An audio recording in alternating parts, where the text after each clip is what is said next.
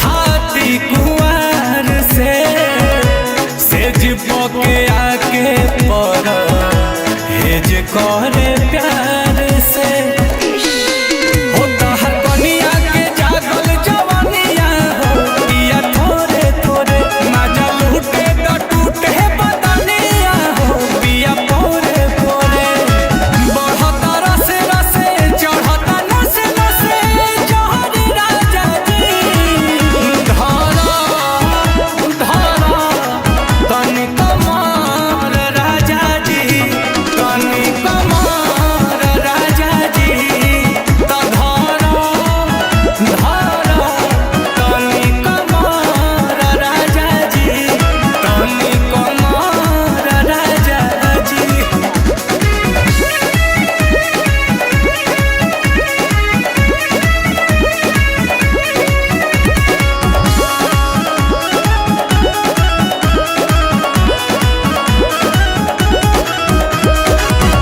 धनी के ध्यान राखो तो हर धर्म बा मारी दो हथौड़ा पिया लोहा गरम बा तो हमारे हिस्से देही से छोड़े आइलू पिया जब पहली जवानी पपानी हो आग बूती पिया खुशबाने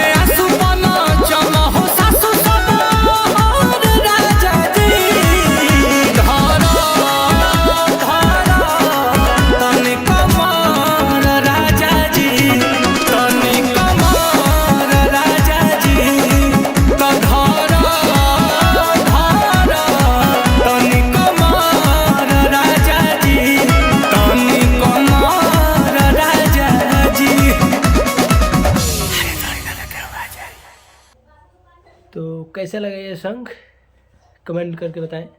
मिलते हैं एक नए वीडियो के साथ, नए सॉन्ग के साथ।